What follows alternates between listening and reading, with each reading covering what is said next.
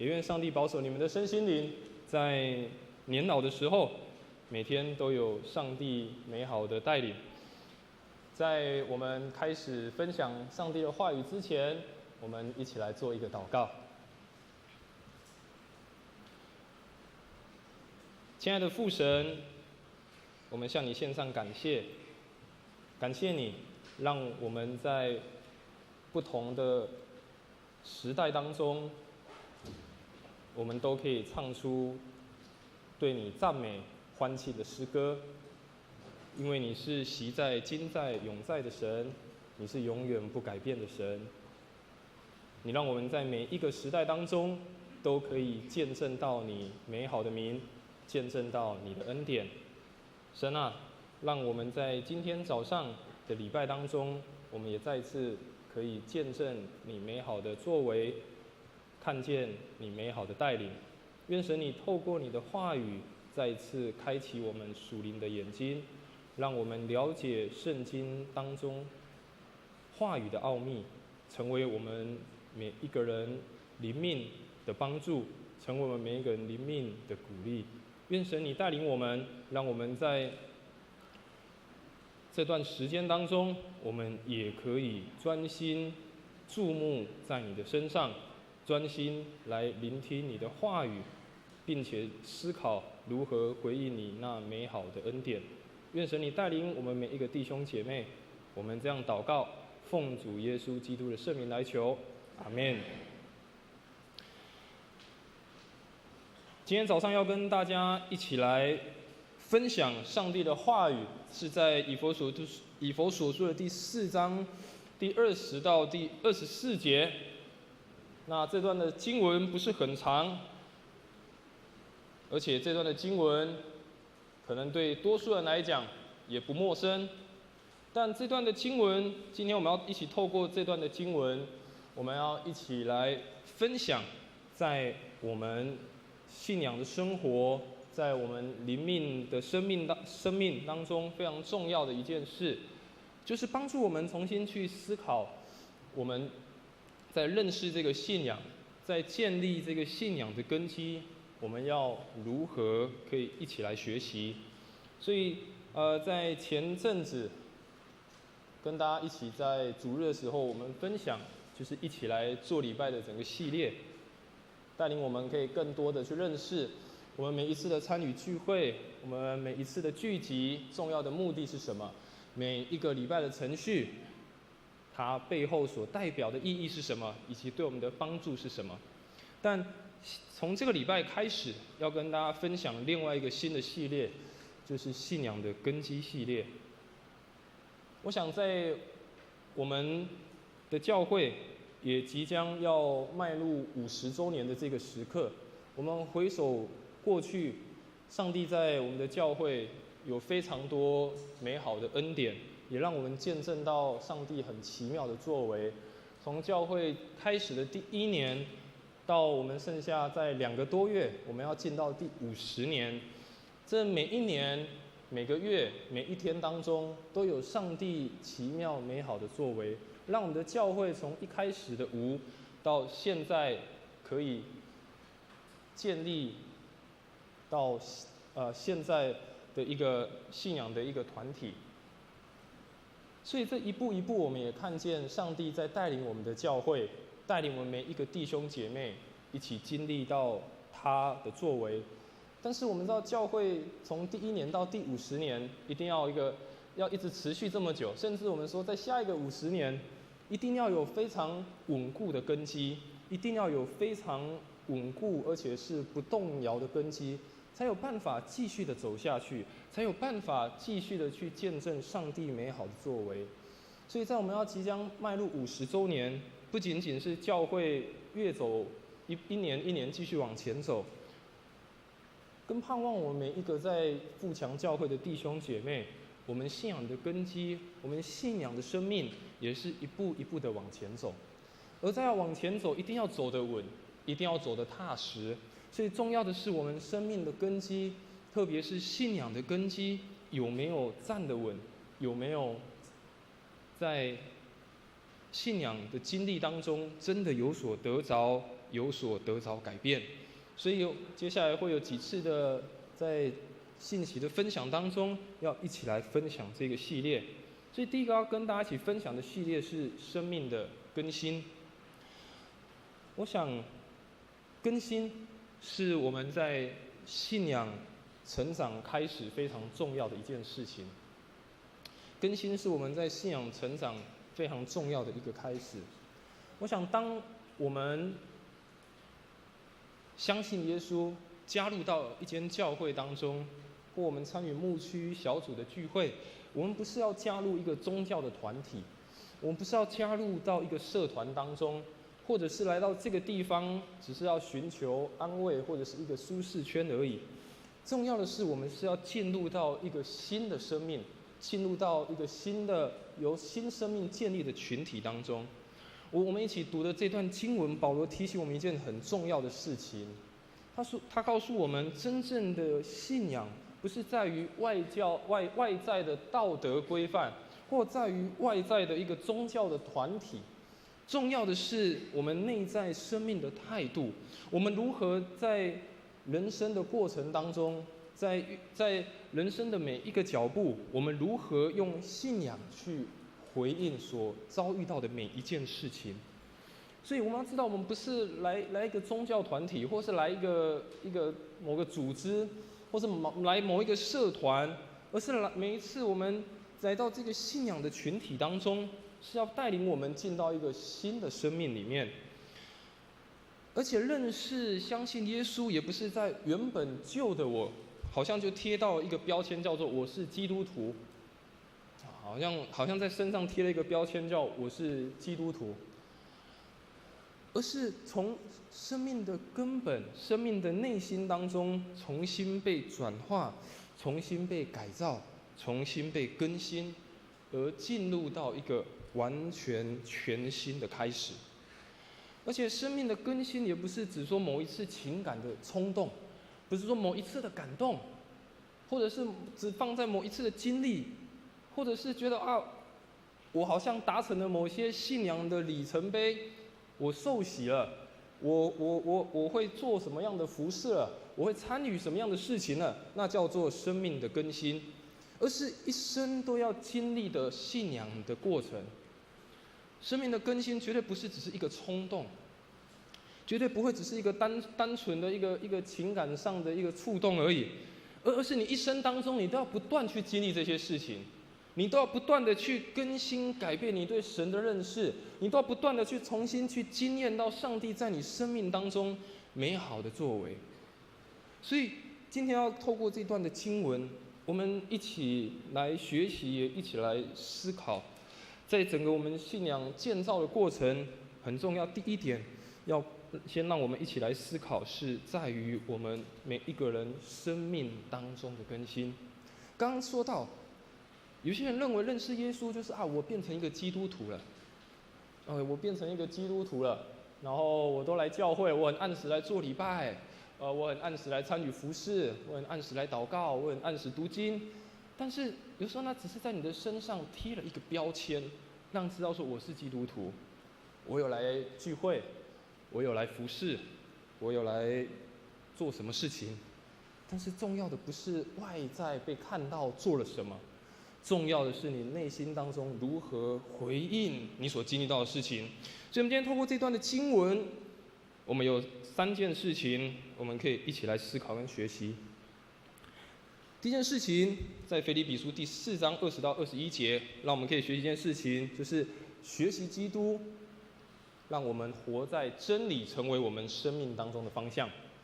第一件事情让我们可以一起学习的，让我们可以一起来思考的，就是让我们学习基督，让我们可以活在真理成为生命当中的方向。以弗所书第4章20到21节，我们再次看这个经文，他说：但是你们从基督所学的却不是这样，你们无疑听过他的事，做了他的门徒，学到在耶稣里才有的真理。保罗在以弗所书这段经文，你如果有机会往前看，他也说到以弗所的教会的人虽然认识了耶稣，认识了这个信仰，但他们的行事为人仍然跟他们所听的、他们所领受的是完全不一样的。所以保罗在这里说：“你们无疑听过他的事，做了他的门徒。但是重要的是，真正的真理，真正该行的是在耶稣基督里面的。从基督所学，指的不是宗教的知识，不是宗教的知识，不是说我圣经懂了很多，我知道那个圣经怎么写，我知道上帝的教导是什么，我知道那个神学理论是什么，不是指宗教的知识。”而是跟上帝有没有建立好的关系，有没有真的去跟随他的教导。有些人认为我懂很多，圣经我读了好几遍，那个属灵书籍我读了好几本。但重要的不是只有知识，这些很重要，这些非常重要。读经、祷告、阅读属灵的书籍，帮助我们的生命有一些不一样的领受。但是，如果只是把它停留在你脑海中的知识，如果只是放在你认识而已，那会是一件非常可惜的事情。信仰的学习跟认识是必须要不仅持续的聆听领受，你也必须要有回应，你也必须要有一个回应的行动。如果这些所谓的真理只停留在你头脑里面，变成知识而已，只是变成你头脑知道圣经这么说，属灵的书籍这么教导我，这个宗教的规范是长这样子，那只是知道，但其实不知道。你只是知道有这个道理，你只是知道有这么说，但是你其实根本不知这个道到底要你怎么做。其实你根本不知这个道要怎么样可以回应，因为你只是放在脑海，你知道。但其实很多时候我们是不知道的，很多时候我们是不知道要如何回应的，甚至我们把这些道理，我们就觉得因着有这些我就非常的了不起，我已经懂了很多了，这样就足够了。听到、学到、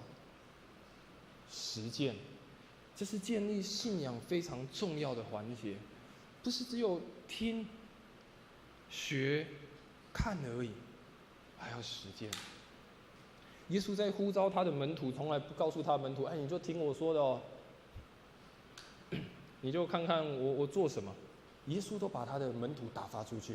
耶稣都把他的门徒派出去，让他们真的实践，让他们真的去做，让他们把所听见的不是只有放在头脑里面，让他们所听见的不是只有放在自己的感动里面，而是把他们所做的、所用的，真的实践出来，把那个真理是变成生命的方向，把那个真理成为他生命当中最重要的一个部分。所以在雅各书第1章第22节也这么说：“但是你们不要欺骗自己，以为只要听到就够了。相反的，你们必须行道。”雅各书的作者这样告诉我们：不要欺骗自己，以为只要听到就够了。相反的，你们必须要行道。生命的更新很重要，第一步是不是只有听，不是只有领受，不是只有自己有感动，自己觉得这样就很足够，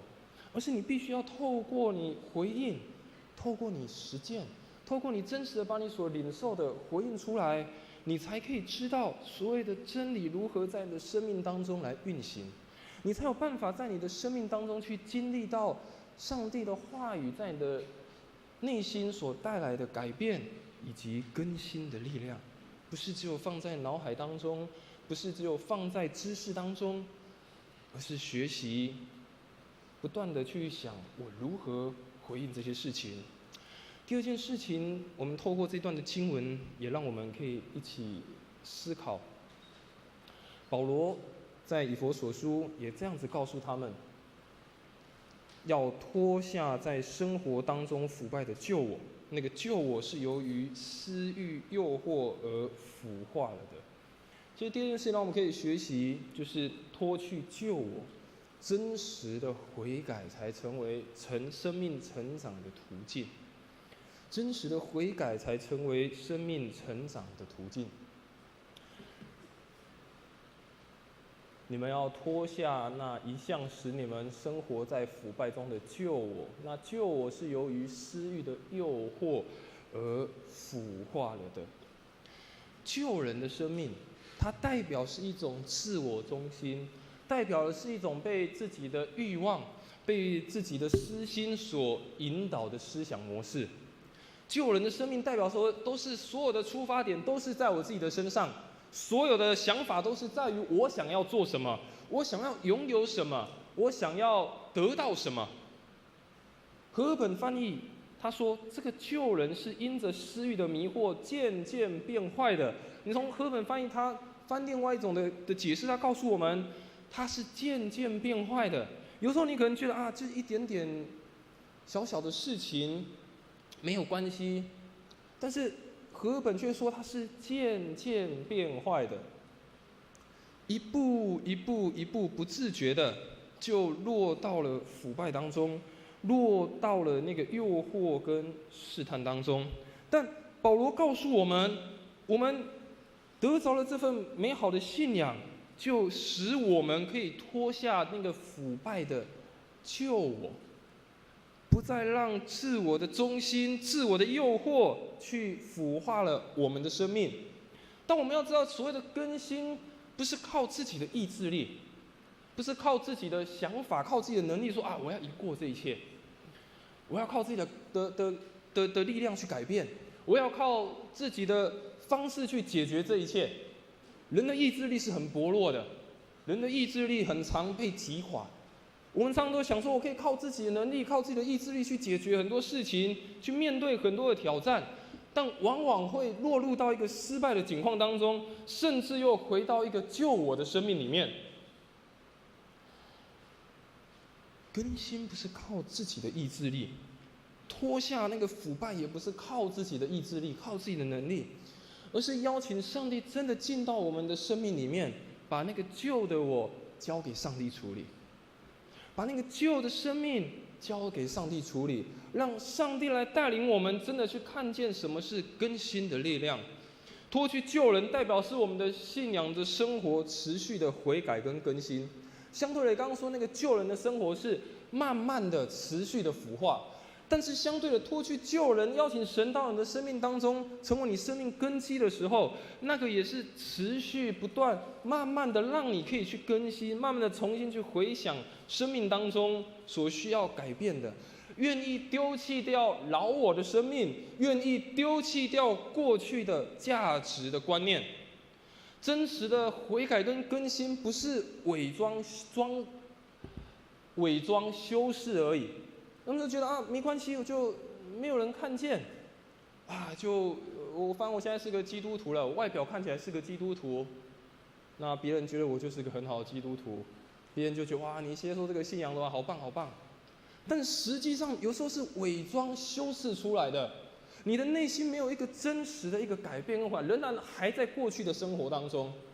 很多时候我们会觉得，为什么那么多生命的问题没办法解决？为什么有那么多过去的一些束缚人在生命当中？因为我们仍然用旧的观念、旧的想法去看问题，我们没有将一个悔改新的生命、新的一个看见去面对旧的问题。我们还是用旧的想法、旧的人在看旧的问题，以至于不停的在那个问题当中打转。也不是只有懊悔，觉得啊，怎么会这样子？啊，我下次不要了，而是回转到神的面前，跟神说：神啊，求你帮助我，让我真的把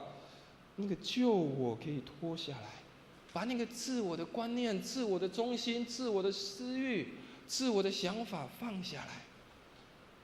不再是伪装，不再是装饰，而是真实的来到你的面前。信仰的生活不是只有看见我而已，信仰的生活不是只有看见我自己的问题、自己的状况，看到旧的我。我们的信心、我们的盼望是有内容、是有对象的。我们若只是一直在那个最旧的我当中打转，只在自我批判啊，我是旧的我啊，那个我现在是基督徒，但是那问题没关系。如果只是这样的信仰是原地打转，这样只是宗教而已。我们永远停留在旧的问题当中，停留在旧的旧的观念当中，我们一直在想我自己可以怎么解决，我自己可以怎么样去面对这些事情。这样的信仰只是在原地打转，这样只是一个宗教而已。我们的信仰生活不是只有我，不是只有看见我们的信心，我们的盼望是有内容的，是有一个真实的对象。对我们来讲，真实的福音脱下那个旧人，重要是联合，就是我们等下第3点要讲的，穿上那个新衣。真正的福音是联合，穿上新衣代表那个衣服原本不是你的，你是被穿上的。那个真正的福音是联合，不是只有相信，要清楚知道旧的我，要知道真的生命可以被更新改变，是只有耶稣能够解决的，是只有耶稣能够解决这一切的事情。罗马书第6章第6节也同样是保罗所写的，他说：“我们知道，我们的旧我已经跟基督同钉十字架，为的是要摧毁罪性的自我，使我们不再做罪的奴仆。我们的旧我已经跟基督同钉十字架，为的是要摧毁罪性的自我，使我们不再做罪的奴仆。旧的我，旧的生命已经跟基督同钉十字架了，不再是靠着自己的能力，不再是靠着自己的方式解决，而是靠着神在我们的生命当中不断的更新改变，不断的持续，好使我们旧的我完全的被丢弃，完全的被放下，让我们的生命有一个新的开始。所以第3个要跟大家分享的就是穿上新我，让我们改变一个心智，成为上帝的儿女。